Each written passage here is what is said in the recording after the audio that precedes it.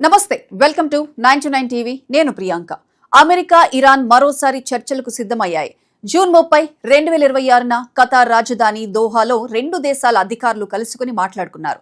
Hormuz జలసంధిలో ఇటీవల జరిగిన ఉద్రిక్తతల తర్వాత ఇప్పుడు ప్రపంచం మొత్తం ఈ మీటింగ్ పైనే దృష్టి పెట్టింది. జూన్ 17, 2026న అమెరికా ఇరాన్ మధ్య 14 అంశాలపై తాత్కాలిక ఒప్పందం కుదిరింది. హర్మూజ్ జలసంధి గుండా వాణిజ్య నౌకలు ఎలాంటి ఇబ్బంది లేకుండా వెళ్లేలా చూడాలని, రెండు దేశాల మధ్య ఉద్రిక్తతలు తగ్గేలా ముందుకు వెళ్లాలని నిర్ణయించారు. కానీ జూన్ 28, 2026న జరిగిన దాడులతో పరిస్థితి మళ్లీ మారిపోయింది. దీంతో మళ్లీ కూర్చుని మాట్లాడుకోవాల్సిన పరిస్థితి వచ్చింది.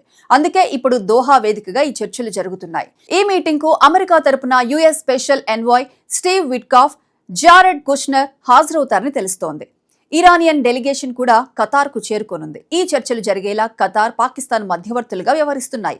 ఈ మీటింగ్ లో 3 విషయాలపై ఎక్కువగా మాట్లాడే అవకాశం ఉంది. హర్మూజ్ జలసంధి గుండా వాణిజ్య నౌకలు ఎలాంటి ఇబ్బంది లేకుండా వెళ్లేలా ఏం చేయాలి? US military officials, Iranian military officials అవసరం వచ్చినప్పుడు నేరుగా మాట్లాడుకునేందుకు హాట్ లైన్ ఎలా ఏర్పాటు చేయాలి? అలాగే ఖతార్లో ఉన్న ఇరాన్ నిధుల విషయంలో ఏ నిర్ణయం తీసుకోవాలి అనే అంశాలపై చర్చ జరగచ్చు. ఈ చర్చలు భారత్ కు కూడా చాలా కీలకం. ఎందుకంటే భారత్ కొనుగోలు చేసే క్రూడ్ ఆయిల్లో పెద్ద భాగం హర్మూజ్ జలసంధి గుండానే వస్తుంది. అక్కడ పరిస్థితులు ప్రశాంతంగా ఉంటే చమురు సరఫరా సాఫీగా కొనసాగే అవకాశం ఉంటుంది.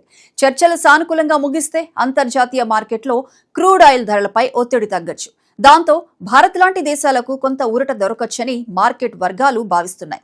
ఒకవేళ ఈ చర్చలు ఫలించకపోతే మళ్లీ ఉద్రిక్తతలు పెరిగే ప్రమాదం ఉంది. అలా జరిగితే చమురు సరఫరాపై ప్రభావం పడొచ్చు. అంతర్జాతీయ మార్కెట్లో క్రూడ్ ఆయిల్ ధరలు వేగంగా పెరిగే అవకాశం ఉంది. దాని ప్రభావం పెట్రోల్, డీజిల్ ధరలతో పాటు రవాణా ఖర్చులు, కొన్ని నిత్యావసర వస్తువుల ధరలపైన కనిపించే అవకాశం ఉందని నిపుణులు చెబుతున్నారు. మరోవైపు దోహాలో ఈ మీటింగ్ జరగనున్నట్లు డొనాల్డ్ ట్రంప్ ప్రకటించారు. అయితే అమెరికాతో నేరుగా చర్చలు ఇంకా ఖరారు కాలేదని ఇరాన్ ఫారెన్ మినిస్ట్రీ చెబుతోంది. దీంతో ఈ మీటింగ్ ఎలా సాగుతుంది, ఎలాంటి నిర్ణయాలు వస్తాయి అన్న దానిపై ఇప్పుడు అందరి దృష్టి ఉంది.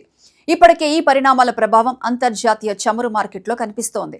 చర్చలు సానుకూలంగా ముగిసే అవకాశం ఉందన్న వార్తలతో బ్రెంట్ క్రూడ్ ధరలు కొంత తగ్గాయి. ఇప్పుడు దోహా చర్చల తర్వాత ఏం జరుగుతుందా అన్న దానిపైనే ప్రపంచ మార్కెట్ల దృష్టి ఉంది.